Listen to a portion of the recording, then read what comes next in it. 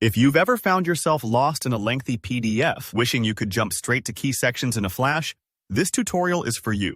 Today, I'll show you 3 simple but powerful methods to create bookmarks in PDFs using Adobe Acrobat. By the end, you'll know exactly how to organize your documents for quick navigation, whether it's for work reports, study notes, or even that recipe collection you keep adding to.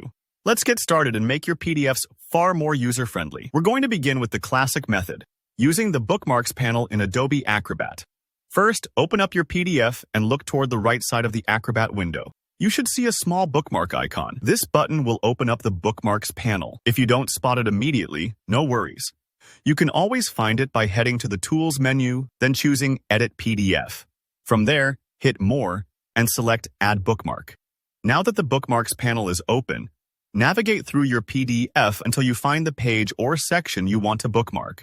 For example, maybe you're creating a bookmark for Chapter 3 in a manual, or marking the start of your favorite story in an anthology. Once you've landed on the right spot, look for the new bookmark icon. It's usually a plus sign at the top of the Bookmarks panel.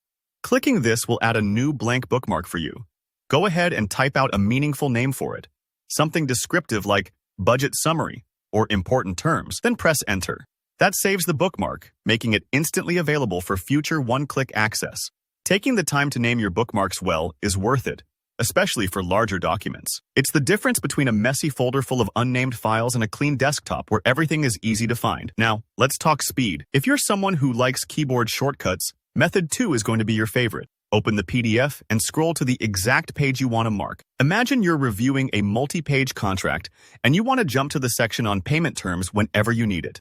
With your cursor on that page, simply press Ctrl+B on Windows or Command+B if you're a Mac user. Immediately, Acrobat will open the Bookmarks panel, and, the best part, create a new bookmark for you right on that spot. All you need to do is type in your bookmark name and hit Enter. It's perfect if you're blazing through a document and want to drop bookmarks as you go. This method is quick, efficient, and keeps you in the flow without having to hunt through menus. Don't worry if you accidentally create a bookmark you don't want. Just right-click it in the panel and delete. No harm done.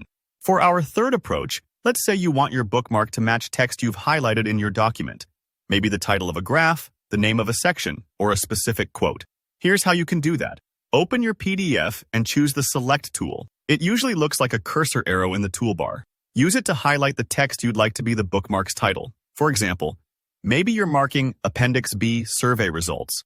Once you've got the text selected, right-click on that highlighted area. In the menu that pops up, look for Add Bookmark, or sometimes it might say New Bookmark. Click that, and Acrobat will create a bookmark automatically, using your highlighted text as its name. It's a super precise way to keep your bookmarks organized, especially when your document has technical names or lots of sections.